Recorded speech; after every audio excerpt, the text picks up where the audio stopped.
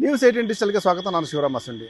ಡಿ.ಕೆ. ಶಿವಕುಮಾರ್ ಅವರು ರಾಜ್ಯದ ಮುಖ್ಯಮಂತ್ರಿಯಾಗಿ ಪದಗ್ರಹಣ ಮಾಡಿದ್ದಾರೆ. ಅವರ ಜೊತೆ ಅವರು ಸೇರಿ 14 ಜನ ಪದಗ್ರಹಣ ಮಾಡಿದ್ದಾರೆ.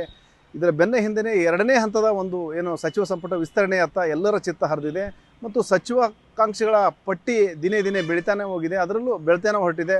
ಅದರಲ್ಲೂ ಮುಂಬೈ ಪ್ರಾಂತ್ಯದಲ್ಲಿ ಕಿತ್ತೂರು ಕರ್ನಾಟಕ ಅಂತ ಹೇಳ್ತೀವಿ, ಅಲ್ಲಿ ದಲಿತ ಸಮುದಾಯದ ಬಲಗೈ ಒಂದು ಪಂಗಡಕ್ಕೆ ಟಿಕೆಟ್ ಸಚಿವ ಸ್ಥಾನ ಕೊಡಬೇಕನ್ನೋ ಒಂದು ಬೇಡಿಕೆ ಬಹಳ ದಿನಗಳಿಂದಲೂ ಇತ್ತು. ಈಗಲೂ ಸಹ ಪ್ರಬಲ ಆಕಾಂಕ್ಷಿಯಾಗಿ ಪ್ರಸಾದ್ ಅಬ್ಬಾಯಿ ಅವರು ತಮ್ಮ ಹಕ್ಕು ಮಂಡನೆ ಮಾಡ್ತಾ ಇದ್ದಾರೆ. ನನಗೆ ಖಂಡಿತ ಈ ಒಂದು ಸಂಪುಟ ವಿಸ್ತರಣೆಯಲ್ಲಿ ಸಚಿವ ಸ್ಥಾನ ಸಿಗುತ್ತೆ ಅನ್ನೋ ಒಂದು ವಿಶ್ವಾಸದಲ್ಲಿದ್ದಾರೆ ಮತ್ತು ಈ ಭಾಗಕ್ಕೆ ಅನ್ಯಾಯ ಆಗ್ತಾ ಇದೆ ಸಚಿವ ಸ್ಥಾನದ ವಿಚಾರದಲ್ಲಿ. ಆ ಅನ್ಯಾಯ ಸರಿಪಡಿಸ್ಬೇಕನ್ನೋ ಒಂದು ಒತ್ತಾಯ ಮಾಡಿದ್ದಾರೆ. ಏನೆಲ್ಲ ಅವರು ಹೇಳಿದ್ದಾರೆ ಮತ್ತು ಈ ಭಾಗಕ್ಕೆ ಯಾವ ರೀತಿ ಅನ್ಯಾಯ ಆಗ್ತಾ ಇದೆ ಮತ್ತು ಮುಂದೆ ಸ್ಥಾನ ಯಾರಿಗೆ ಸ್ಥಾನ ಸಿಗಬಹುದು ಮತ್ತು ಇವ್ರಿಗೆ ಸಿಗುತ್ತಾ ಇಲ್ಲ ಅನ್ನೋದ್ರ ಬಗ್ಗೆ ನಾನು ಮುಂದೆ ಹೇಳ್ತಾ ಹೋಗ್ತೀನಿ.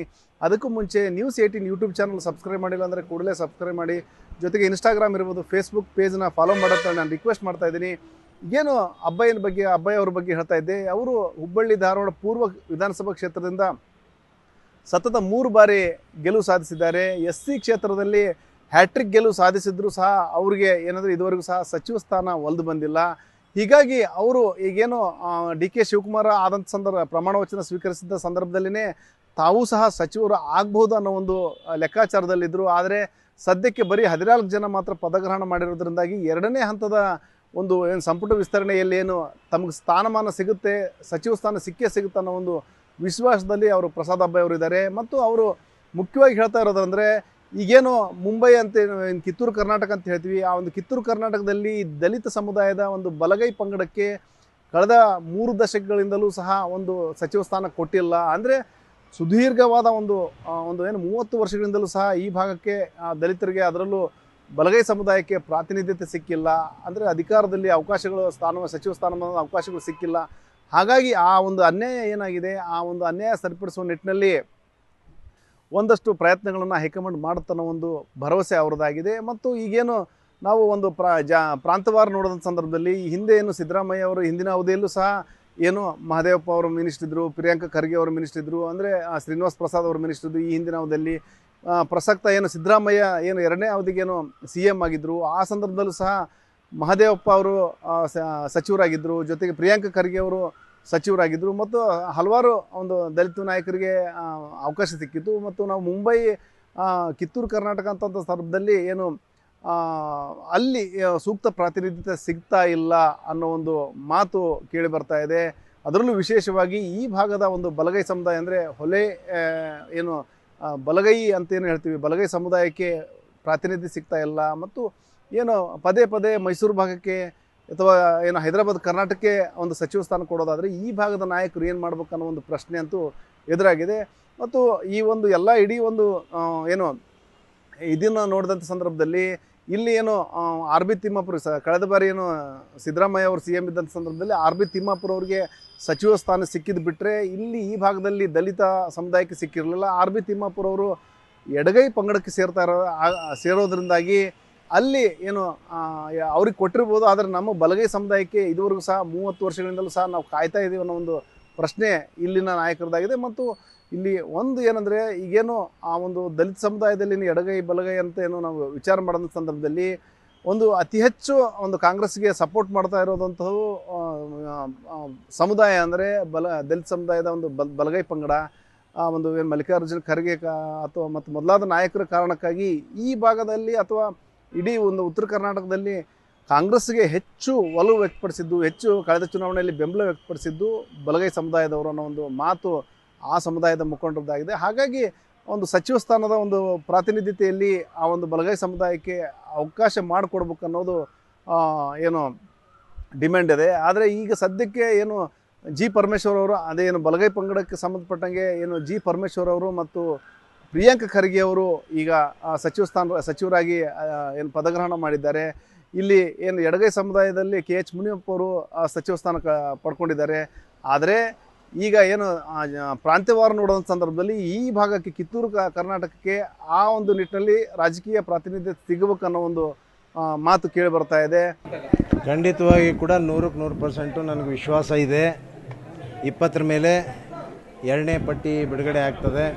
ಅದರಲ್ಲಿ ವಿಶೇಷವಾಗಿ ಬಹುಶಃ ಇವತ್ತೆಲ್ಲ ಕೂಡ ನಾನು ಕೇಳ್ಕೊಂಡಿದ್ದೀನಿ, ಎಲ್ಲ ಲೀಡರ್ಸ್ಗೂ ಕೇಳ್ಕೊಂಡಿದ್ದೀನಿ. ಈ ಒಂದು ಬೆಳಗಾವಿ ಡಿವಿಷನ್ ಅಂದರೆ ನಮ್ಮ ಈ 7 ಡಿಸ್ಟಿಕ್ ಏನು ಬರ್ತಾವ, ಈ ಭಾಗದಲ್ಲಿ ಶಂಕರಾನಂದ್ ಅವರ ಮಗ ಓಂ ಪ್ರಕಾಶ್ ಕಣಗಿಲಿ ಆದಮೇಲೆ ಇಲ್ಲಿವರೆಗೆ ಸುಮಾರು 30-32 ವರ್ಷದಿಂದ ಯಾರೊಬ್ಬರು ಕೂಡ ನಮ್ಮ ಕಮ್ಯುನಿಟಿಗೆ ಈ ಭಾಗದಲ್ಲಿ ಪ್ರಿಫರೆನ್ಸ್ ಕೊಟ್ಟಿಲ್ಲ, ಯಾರೂ ಆಗಲೇ ಇಲ್ಲ. ಆ ನಿಟ್ಟಿನಲ್ಲಿ ಈ ಭಾಗಕ್ಕೆ ಒಂದು ಪ್ರಿಫರೆನ್ಸ್ ಕೊಡಬೇಕು. ಮತ್ತು ಇಲ್ಲಿ ನಾವು ಸ್ಥಳೀಯರಿರೋದ್ರಿಂದ ನಮಗೆ ಅವಕಾಶ ಕೊಟ್ಟರೆ ಇಲ್ಲಿ ನಾವು ಹೆಚ್ಚು ಕೆಲಸ ಮಾಡಲಿಕ್ಕೆ ಅನುಕೂಲ ಆಗ್ತದೆ ಅನ್ನುವಂಥ ನಿಟ್ಟಿನಲ್ಲಿ ಈ ಭಾಗದ ಒಂದು ಭಾಗಕ್ಕೆ ನಮ್ಮ ಕೆಲಸ ಮಾಡಲಿಕ್ಕೆ ಮಂತ್ರಿ ಕೊಡಬೇಕು ಅನ್ನುವಂಥದ್ದು ಭಾಳಷ್ಟು ಎಲ್ಲ ಹಿರಿಯರಿಗೆ ಮುಖಂಡರಿಗೆ ಕೇಳ್ಕೊಂಡಿದ್ದೀನಿ. ಅದು ನ್ಯಾಯಯುತವಾಗಿ ಇವತ್ತು ಈ ಭಾಗಕ್ಕೆ ಕೊಡಬೇಕಾಗ್ತದೆ. ಪ್ರತಿ ಹಂತದಲ್ಲಿ ಕೂಡ ಬರೀ ಸೌತ್ ಅಂತಂದರೆ ನಾರ್ತ್ ಭಾಗನೂ ಕೂಡ ಬೆಳೆಸಬೇಕು, ಪೊಲಿಟಿಕಲಿ ಅದಕ್ಕೆ ಸ್ಟ್ರೆಂತ್ ಕೊಡಬೇಕಂತಂದರೆ, ಮತ್ತು ನಾವು ಕೂಡ ಒಳ್ಳೆ ಆರ್ಗನೈಸ್ ಆಗಿ ಪಕ್ಷವನ್ನು ಗ್ರಾಸ್ ರೂಟ್ ಲೆವೆಲಲ್ಲಿ ಕಟ್ಟಬೇಕಂತಂದರೆ, ಈ ಭಾಗದಲ್ಲಿ ಕಾಂಗ್ರೆಸ್ ಬಾವುಟ ಇನ್ನೂ ಕೂಡ ಗಟ್ಟಿಯಾಗಿ ಆರಿಸ್ಬೇಕಂತಂದರೆ ನಮಗೆ ಅವಕಾಶ ಕೊಟ್ಟರೆ, ನಮ್ಮಂಥವ್ರಿಗೆ ಅವಕಾಶ ಕೊಟ್ಟರೆ ಖಂಡಿತವಾಗಿ ಕೂಡ ಈ ಭಾಗದಲ್ಲಿ ಭಾಳ ದೊಡ್ಡ ಶಕ್ತಿಯಾಗಿ ನಾವು ಈ ಭಾಗದಲ್ಲಿ ಪಕ್ಷವನ್ನು ಕಟ್ತೀವಿ ಅನ್ನುವಂಥದ್ದು ನಾವು ಕಾಂಗ್ರೆಸ್ ಹೈಕಮಾಂಡ್ಗೆ ಈಗಾಗಲೇ ಮನವಿ ಮಾಡ್ಕೊಂಡಿದ್ದೀವಿ. ಖಂಡಿತವಾಗಿ ಕೂಡ ನನಗೆ ವಿಶ್ವಾಸ ಇದೆ ಈ ಭಾಗಕ್ಕೂ ಕೂಡ. ಯಾಕಂದರೆ ಹಿಂದೆಲ್ಲ ಧಾರವಾಡ ಜಿಲ್ಲೆ ಅಂತಂದರೆ 2 ಮಂದಿ 3 ಮಂದಿ ಮಂತ್ರಿಗಳಿದ್ದಂಥ ಉದಾಹರಣೆಗಳು ಕೂಡ ಇದೆ. ಇದು ಬೆಂಗಳೂರು ಬಿಟ್ಟರೆ 2ನೇ ಪ್ರತಿಷ್ಠಿತವಾದಂಥ ಒಂದು ಕೇಂದ್ರ. ಈ ಭಾಗದಲ್ಲಿ ಆ ನಿಟ್ಟಿನಲ್ಲಿ ಇವತ್ತು ಇದಕ್ಕೆ ಅವಕಾಶ ಕೊಡಲೇಬೇಕು. ಬರೀ ಬಾಯಿ ಮಾತಿನಲ್ಲಿ ನಾವು ಬರೀ ಬೆಂಗಳೂರು ಆದಮೇಲೆ ಹುಬ್ಬಳ್ಳಿ ಅಂತೇಳಿ ಬಾಯಿ ಮಾತಿನಲ್ಲಿ ನಾವೆಲ್ಲ ಹೇಳುವಂಥದ್ದಾಗ್ತದೆ. ಆದರೆ ಇಲ್ಲಿ ಅವಕಾಶಗಳು ಭಾಳ ಕಡಿಮೆ. ಅದು ರಾಜಕೀಯವಾಗಿರ್ಬೋದು, ಬೇರೆ ರೀತಿಯ ಎಲ್ಲ ರೀತಿಯಲ್ಲೂ ಕೂಡ ಅವಕಾಶ ವಂಚಿತರಾಗಿರ್ತೀವಿ. ಆ ನಿಟ್ಟಿನಲ್ಲಿ ಈ ಭಾಗಕ್ಕೆ ಹೆಚ್ಚು ಅವಕಾಶವನ್ನು ಕೊಡಲೇಬೇಕು ಅಂತೇಳಿ ಒತ್ತಾಯ ಮಾಡ್ತಾ ಇದ್ದೀವಿ. ಇಲ್ಲ, ಯಾವುದೂ ಭಿನ್ನಾಭಿಪ್ರಾಯಗಳಿಲ್ಲ. ಸಣ್ಣ ಪುಟ್ಟ ಈಗ ಒಂದು ಮನೆಯಲ್ಲಿ ಸಣ್ಣ ಪುಟ್ಟ ಒಂದು ಫ್ಯಾಮ್ಲಿಯಲ್ಲೇ ಸಣ್ಣ ಪುಟ್ಟ ಭಿನ್ನಾಭಿಪ್ರಾಯಗಳು ಇರ್ತಾವ. ಇದು ಒಂದು ದೊಡ್ಡ ಪಾರ್ಟಿ, ಸಮುದ್ರ. ಇಲ್ಲಿ ಒಂದು ಸಣ್ಣ ಪುಟ್ಟ ಏನಾದರೂ ಅವರ ವಿಚಾರಗಳನ್ನು ವ್ಯಕ್ತಪಡಿಸಲಿಕ್ಕೆ ಅವರು ಒಂದು ಅವಕಾಶ ಕೇಳಿದ್ದಾರೆ. ಈಗಾಗಲೇ ಅದರ ಬಗ್ಗೆ ಹೈಕಮಾಂಡ್ ಬಗ್ಗೆ ಚರ್ಚೆನೂ ಆಗಿದೆ. ಅದೆಲ್ಲ ಸರಿ ಹೋಗ್ತದೆ, ಅದೇನು ಯಾವುದೋ ಅಂಥದ್ದು ಯಾವುದೂ ತೊಂದರೆ ಆಗೋದಿಲ್ಲ. ಅದಕ್ಕೆ ನಾವು ಒತ್ತಾಯ ಮಾಡ್ತಾ ಇದ್ದೀವಿ. ಕಿತ್ತೂರು ಕರ್ನಾಟಕಕ್ಕೂ ಕೂಡ ಈ ಭಾಗದಲ್ಲಿ ಪ್ರಿಫರೆನ್ಸ್ ಕೊಡಬೇಕು. ವಿಶೇಷವಾಗಿ ನಮ್ಮ ಸಮಾಜ 100ಕ್ಕೆ 90% ಕಾಂಗ್ರೆಸ್ ಪರವಾಗಿ ಕೆಲಸ ಓಟ್ ಹಾಕುವಂಥದ್ದು. ಆ ನಿಟ್ಟಿನಲ್ಲಿ ಈ ಸಮಾಜಕ್ಕೆ ಹೆಚ್ಚು ಶಕ್ತಿಯನ್ನು ಕೊಡುವಂಥ ಕೆಲಸ ಮಾಡಬೇಕು ಅಂತೇಳಿ ಒತ್ತಾಯ ಮಾಡ್ತಾ ಇದ್ದೀನಿ. ಇಲ್ಲ, ಡೆಲ್ಲಿಗೇನು ಹೋಗಬೇಕಾಗಿಲ್ಲ. ನಮ್ಮ ಹೈಕಮಾಂಡ್ ಇಲ್ಲೇ ಬೆಂಗಳೂರಿನಲ್ಲೇ ಇದೆ. ಅದೇ ಬೆಂಗಳೂರಿನಲ್ಲೇ ನಾನು ಒತ್ತಾಯ ನಮ್ಮ ಯಾವ ಮುಖಂಡರನ್ನು ಭೇಟಿ ಆಗಬೇಕು, ಯಾರಿಗೂ ಒತ್ತಾಯ ಮಾಡಬೇಕು ಅವ್ರಿಗೆಲ್ಲ ಒತ್ತಾಯ ಮಾಡಿದ್ದೀನಿ. ಇಲ್ಲ, ಮತ್ತೆ ಹೋಗ್ತೀನಿ, ಇನ್ನೂ ಟೈಮ್ ಇದೆ. ಮತ್ತೊಮ್ಮೆ ಹೋಗಿ ಬೇಡಿಕೆ ಇಡ್ತೀನಿ. ಅವ್ರಿಗೂ ಒಲವಿದೆ, ಈ ಭಾಗದಲ್ಲಿ ಮಾಡಬೇಕು, ಭಾಳ ಗ್ಯಾಪ್ ಆಗಿದೆ, ಪೊಲಿಟಿಕಲ್ ಸ್ಟ್ರೆಂತ್ ಕೊಡಬೇಕು, ಈ ಭಾಗಕ್ಕೂ ಕೂಡ ಒಂದು ಶಕ್ತಿ ತುಂಬಬೇಕು ಅನ್ನೋದು ಮನವರಿಕೆ ಆಗಿದೆ. ಹೊಸಬರಿಗೆ ಅವಕಾಶ ಮಾಡಬೇಕು. ಹೊಸ ಮುಖಗಳಂತ ಕೂಡ ಪಕ್ಷ ಹೇಳಿದೆ, ಹೊಸ ಮುಖಗಳಿಗೆ ಮಣೆ ಹಾಕ್ತೀವಿ ಅಂತೇಳಿ. ಅದು ಬಹುಶಃ ಹೆಚ್ಚು ಪರ್ಸೆಂಟೇಜ್ ಈಗಿನ ಒಂದು ಇದರಲ್ಲಿ 50% ಹೊಸ ಮುಖಗಳಿಗೆ ಮಣೆ ಹಾಕ್ತೀವಿ ಅನ್ನೋಂಥದ್ದಿದೆ. ಅದರಲ್ಲೆಲ್ಲ ಕೂಡ ಅವಕಾಶ ಆಗ್ತದೆ. ಮತ್ತು 60 ಇಯರ್ಸ್ ಬಿಲೋ ಕೂಡ ಕೊಡಬೇಕನ್ನುವಂಥದ್ದು ಕೂಡ ಒಂದು ಕೆಲವು ತೀರ್ಮಾನಗಳು ಕೂಡ ಹೈಕಮಾಂಡ್ನಲ್ಲಿ ತೆಗೆದುಕೊಂಡಿದೆ ಅಂತೇಳಿ ಹೇಳ್ತಾ ಇದ್ದಾರೆ. ಅದೆಲ್ಲ ಕೂಡ ರೀತಿಯಲ್ಲಿ ಎಲ್ಲ ನೋಡಿದಾಗ ಖಂಡಿತವಾಗಿ ನಮಗೆ ಅವಕಾಶ ದೊರಕ್ತದೆ. ನೋಡೋಣ, ಎಲ್ಲ ನಮ್ಮ ಹೈಕಮಾಂಡ್ ತೀರ್ಮಾನನೇ ಅಂತಿಮ ಇರ್ತದೆ. ಆದರೆ ಖಂಡಿತವಾಗಿ ಕೂಡ ನನ್ನ ನಂಬಿಕೆ ಇದೆ. ಈಗಾಗಲೇ 2-3 ಬಾರಿ ನಮಗೆ ಅವಕಾಶಗಳು ವಂಚಿತರಾಗಿದ್ದೀವಿ. ಈ ಬಾರಿ ಅವಕಾಶ ದೊರೀತದೆ. ಮತ್ತು ಈ ನಿಟ್ಟಿನಲ್ಲಿ ಏನು ಸತತ 3 ಬಾರಿ ಗೆದ್ದಂತಹ ಪ್ರಸಾದ್ ಅಬ್ಬಾಯಿಯವರು ಸಹ ಪ್ರಬಲ ಸಚಿವಾಕಾಂಕ್ಷಿಗಳಿದ್ದಾರೆ, ಸಚಿವ ಸ್ಥಾನದ ಪ್ರಬಲ ಆಕಾಂಕ್ಷಿಗಳಾಗಿದ್ದಾರೆ. ಮತ್ತು ಏನು ಈಗ ಅವರು ಒಂದು ಏನು ಸ್ವಲ್ಪ ಸಮಾಧಾನ ಮಾಡೋ ನಿಟ್ಟಿನಲ್ಲಿ ಕಳೆದ ಬಾರಿ ಸಿದ್ದರಾಮಯ್ಯ ಅವಧಿಯಲ್ಲೂ ಸಹ ಒಂದು ನಿಗಮ ಮಂಡಳಿ ಕೊಡುವಂಥ ಕೆಲಸ ಆಯಿತು. ಈಗ ಪ್ರಸಕ್ತ ಏನು ಹಿಂದೆ ಸಿದ್ದರಾಮಯ್ಯ ಅವರು CM ಇದ್ದಂಥ ಸಂದರ್ಭದಲ್ಲಿ ಅವರಿಗೆ ಕರ್ನಾಟಕ ಕೊಳಚೆ ನಿರ್ಮೂಲನಾ ಮಂಡಳಿಯ ಒಂದು ಮಂಡಳಿಗೆ ಒಂದು ಅಧ್ಯಕ್ಷರನ್ನಾಗಿ ಮಾಡಿ ಅವರಿಗೆ ಸಂಪುಟ ದರ್ಜೆ ಸ್ಥಾನಮಾನವನ್ನು ಸಹ ಕೊಟ್ಟಿದ್ದರು. ಆದರೆ ಅವರಿಗೆ ಅಷ್ಟಕ್ಕೆ ಸಮಾಧಾನ ಆಗಿಲ್ಲ. ಸಚಿವ ಸ್ಥಾನ ಕೊಟ್ಟರಷ್ಟೇ ಒಂದರಷ್ಟು ಕೆಲಸ ಮಾಡಲಿಕ್ಕೆ ಅನುಕೂಲ ಆಗುತ್ತೆ. ಅದರಲ್ಲಿ ಏನು ನಾವು ಪೂರ್ವ ಕ್ಷೇತ್ರದಲ್ಲಿ ಸಾಕಷ್ಟು ಅಭಿವೃದ್ಧಿ ಕೆಲಸ ಮಾಡಿದ್ದೀನಿ, ಹಾಗಾಗಿ ಮುಂದೆ ಸಚಿವ ಸ್ಥಾನ ಕೊಟ್ಟಲ್ಲಿ ಮತ್ತಷ್ಟು ಅಭಿವೃದ್ಧಿ ಕೆಲಸ ಮಾಡಲಿಕ್ಕಾಗುತ್ತೆ ಅನ್ನೋ ಒಂದು ಹಕ್ಕು ಮಂಡನೆ ಅವರದಾಗಿದೆ. ಮತ್ತು ಈ ನಿಟ್ಟಿನಲ್ಲಿ ಹೈಕಮಾಂಡ್ ಸೂಕ್ತ ಕ್ರಮ ಕೈಗೊಳ್ಳುತ್ತೆ ಮತ್ತು ಸೂಕ್ತ ಸ್ಥಾನಮಾನ ಕೊಡುತ್ತೆ. ಅದರಲ್ಲೂ ಏನು ನಾನು ಮತ್ತೊಮ್ಮೆ ಹೈಕಮಾಂಡ್ ಮನವೊಲಿಕೆ ಮಾಡುವಂಥ ಪ್ರಯತ್ನ ಮಾಡ್ತೀನಿ. ಏನು ನೆಕ್ಸ್ಟ್ ಬೆಂಗಳೂರಿಗೆ ಹೋಗಿ ಏನು 20ರ ನಂತರ ಈ ಒಂದು ಸಚಿವ ಸಂಪುಟ ವಿಸ್ತರಣೆ ಆಗೋ ಸಾಧ್ಯತೆಗಳಿದ್ದಾವೆ. ನಾನೇನು ಮತ್ತೆ ನೆಕ್ಸ್ಟು ಸಚಿವನಾಗಿಯೇ ಅಧಿಕಾರ ಸ್ವೀಕರಿಸಿ ಹುಬ್ಬಳ್ಳಿಗೆ ಕಾಲಿಡ್ತೀನಿ ಅನ್ನೋ ಒಂದು ವಿಶ್ವಾಸದಲ್ಲಿದ್ದೇನೆ.